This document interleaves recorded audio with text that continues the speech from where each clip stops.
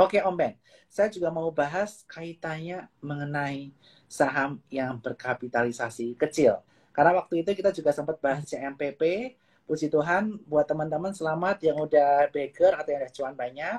Kira-kira kalau pandangan Om Ben, gimana trik untuk trading di penny stock? Terutama ketika IHSG tinggi, kita mungkin takut sentuh blue chips. Tapi kita bagaimana strategi kita untuk trading di penny stock? Silahkan Om Ben sebelum ke Ya, pertanyaan audiens. kembali lagi kalau kita lihat ya soal penny stock sebenarnya ya, tidak semua penny stock itu bergerak liar ya menurut saya. Ada beberapa saham yang kita masih bisa analisa secara patternnya, chart patternnya bagaimana, trennya bagaimana. Saya condong mencari saham-saham penny stock ya, yang ada reversal dari bawah ya, atau saham-saham yang memang trennya udah jelas naik ke atas. Saya sangat menghindari sekali saham-saham yang bergerak downtrend ya. Kalau teman-teman tadi saya lihat ya ada yang tanya Nano bagaimana ya, terus Baut bagaimana ya, saya bilang kalau secara chart aja dia membentuk all time low terus ya. Apa yang kita bisa harapkan dari saham-saham seperti itu ya. Kembali lagi saya di sini apa ya, bukan anti sahamnya, cuman ketika saya melihat pola pergerakan harganya seperti itu ya, apa yang kita harapkan ya.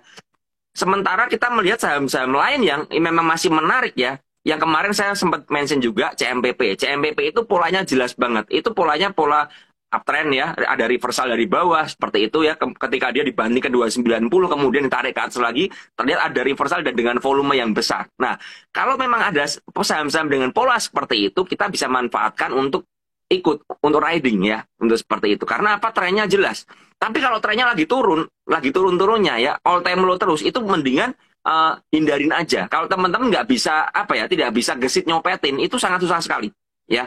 Karena ketika teman masuk kemudian nyangkut dan berharap ini kan sudah rendah ya harga sahamnya, siapa tahu besok mantul ya, siapa tahu besok mantul. Tapi ternyata nggak mantul-mantul, malah bikin all time low terus, itu yang membuat kita frustasi.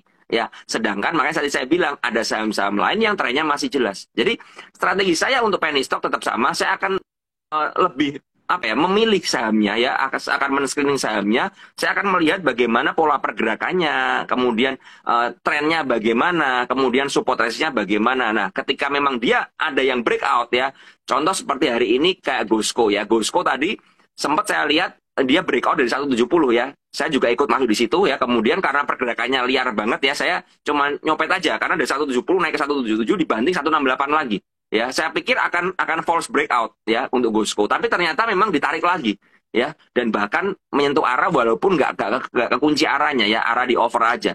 Ya, kalau saham-saham seperti itu bagaimana? Kita masih bisa melihat kalau kita ngerti chart patternnya ya, kita ngerti di mana support dan resistnya ya, kita akan bisa ikut ya, ikut aja. Cuman memang dengan volatilitas yang sangat tinggi sekali ya, kita harus berhati-hati.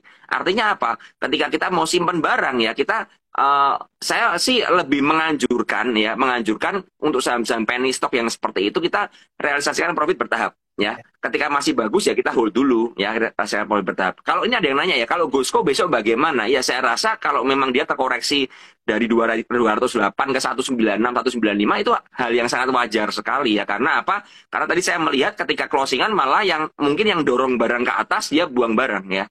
Dia buang barang seperti itu. Ya, itu yang terjadi. Cuman akumulasinya masih cukup bagus ya, masih bagus banget ya. Kalau ada koreksi-koreksi itu wajar banget ya. Contoh lain kan kemarin kita lihat IATA ya. IATA itu juga sama, trennya jelas ya. Sebenarnya kalau teman-teman perhatikan, IATA itu apa ya? Dari chartnya aja itu dari 200 sampai 210 itu terkonsolidasi di area situ. Ya, sebenarnya itu area entry kita di sana ya. Ketika kita entry, kemudian didorong ke atas ya kita let profit run aja. Saya juga bilang sama teman-teman PPC ketika saya bikin stock pick untuk IATA ini ya, saya bilang realisasikan bertahap. Tapi kalau hari ini saya bilang ya jangan lupa taking profit. Karena apa? Karena jelas sekali kemarin udah naiknya kencang sekali ya, didorong kencang banget. Hari ini dia naik ke atas, nggak bisa lolos 300 ya, kemudian dibanding ke bawah ya kita langsung keluar. Ya, jadi strateginya seperti itu teman-teman. Ini agak berbeda dengan blue chip ya, karena blue chip lebih condong apa ya, big caps ini lebih condong stabil, tapi untuk penny stock ini liar ya, liar. Cuman memang untuk beberapa saham seperti ADMR itu saham-saham spesial ya, saham-saham khusus ya, dan itu kita bisa memperlakukan dengan cara yang berbeda ya, karena saya pribadi untuk ADMR, kalau ada yang nanya juga ADMR, saya pribadi itu untuk invest ya. Saya punya di harga 1.300 dan sampai sekarang masih saya hold aja ya, saya hold aja dan belum ada rencana saya lepas karena memang akumulasinya masih bagus dan saya masih mencari titik entry-nya lagi untuk saya tambah barang di sana. Seperti itu. Wow, jadi ada dua ya yang perlu diperhatikan buat teman-teman untuk penny stock. Yang pertama, kalau teman-teman lihat nih pergerakannya historically selama ini liar, teman-teman harus realisasikan secara bertahap. Dan yang kedua, teman-teman harus disiplin, pantau tiap hari. Kalau di aplikasi spot yang baru, teman-teman bisa pasang trailing stop.